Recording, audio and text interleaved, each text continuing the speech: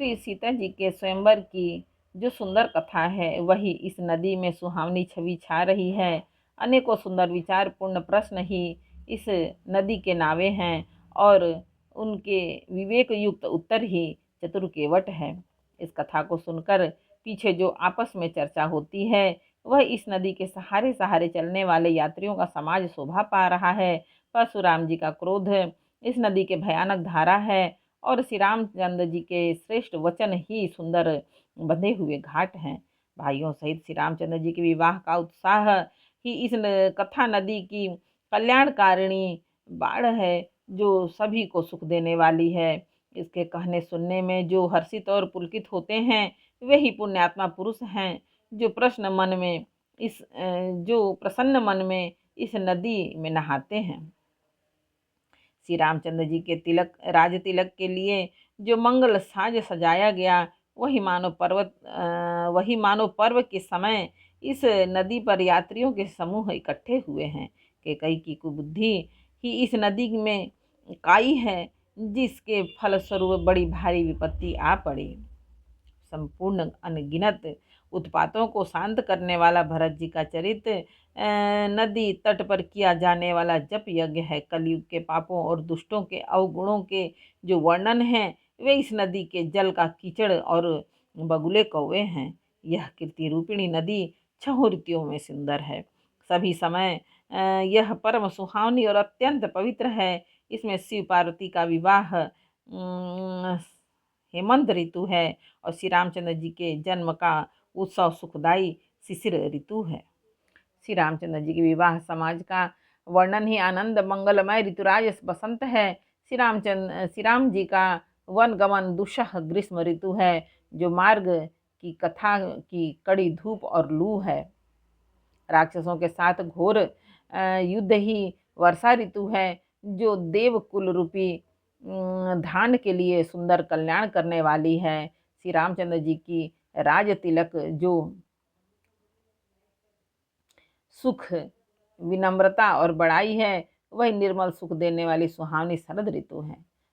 सती शिरोमणि श्री सीता जी के गुणों की जो कथा है वही इस जल का निर्मल और अनुपम गुण है।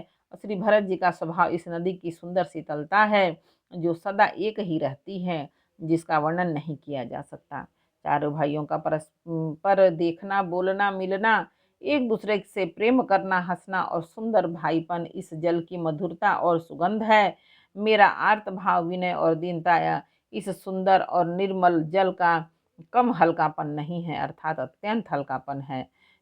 यह जल बड़ा ही अनोखा है जो सुनने से ही गुण करता है और आशा रूपी प्यास को और मन के मैल को दूर कर देता है।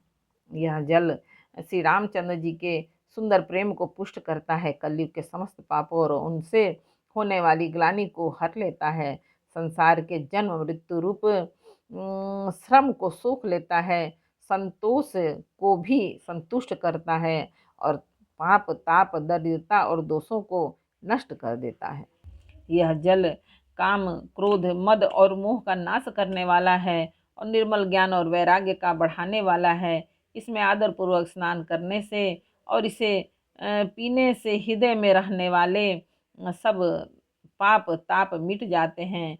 जिन्होंने इस राम सुयस रूपी जल से अपने हृदय को नहीं धोया वे कायर कलिकाल के द्वारा ठगे गए। जैसे प्यासा हिरण सूर्य की किरणों के रेत पर पड़ने से उत्पन्न हुए जल के भ्रम को वास्तविक जल समझकर पीने को दौड़ता है और जल न पाकर दुखी होता है, वैसे ही वे कलयुग से ठगे हुए जीव भी विषयों से पीछे भटक कर दुखी होंगे।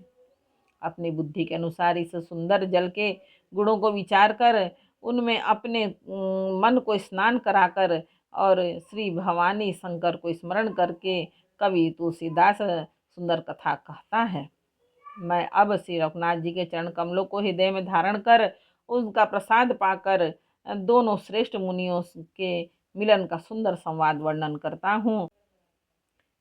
भरद्वाज मुनि प्रयाग में बसते हैं और उनका श्री राम जी के चरणों में अत्यंत प्रेम है। वे तपस्वी निगृहित चित्त जितेंद्रिय दया के निधान और परमार्थ के मार्ग में बड़े ही चतुर हैं। माघ में जब सूर्य मकर राशि पर जाते हैं तब सब लोग तीर्थराज प्रयाग को जाते हैं। देवता, दैत्य, किन्नर और मनुष्यों के समूह सब आदर पूर्वक त्रिवेणी में स्नान करते हैं। श्री वेणी माधव जी के चरण कमलों को पूजते हैं और अक्षय वट का स्पर्श कर उनके शरीर पुलकित होते हैं। भरद्वाज जी का आश्रम बहुत ही पवित्र, परम रमणीय और श्रेष्ठ मुनियों के मन को भाने वाला है। तीर्थराज प्रयाग में जो स्नान करने जाते हैं उन ऋषि मुनियों का समाज वहाँ भरद्वाज के आश्रम में जुड़ता है। प्रातः काल सब उत्साहपूर्वक स्नान करते हैं और फिर परस्पर भगवान के गुणों की कथाएं कहते हैं। ब्रह्म का निरूपण, धर्म का विधान और तत्वों के विभाग का वर्णन करते हैं तथा ज्ञान वैराग्य से युक्त भगवान की भक्ति का कथन करते हैं। इसी प्रकार माघ के महीने भर स्नान करते हैं और फिर सब अपने अपने आश्रमों को चले जाते हैं। हर साल वहाँ इस तरह बड़ा आनंद होता है। इस मकर में स्नान करके मुनिगण चले जाते हैं। एक बार पूरे मकर भर स्नान करके सब मुनीश्वर अपने अपने आश्रमों को लौट गए। परम ज्ञानी याज्ञवल्क्य के मुनि को चरण पकड़कर भरद्वाज जी ने रख लिया।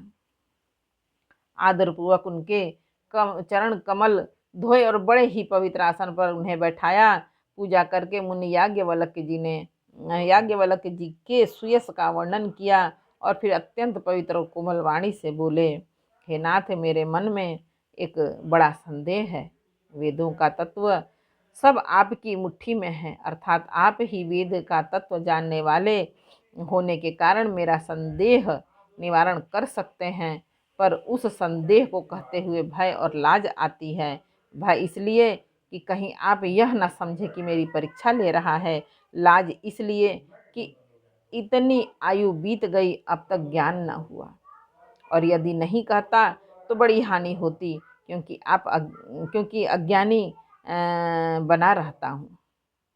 हे प्रभु, संत लोग ऐसी नीति कहते हैं और वेद पुराण और मुनिजन भी यही बतलाते हैं कि गुरु के साथ छिपाव करने से हृदय में निर्मल ज्ञान नहीं होता। एक बार बोलो रामायण मैया की जय। बालकांड का 5 दोहा समर्पयामि भगवान। जय श्री राम जानकी पावन पुत्र हनुमान, बजरंग बली, भोलेनाथ। जय हो भगवान।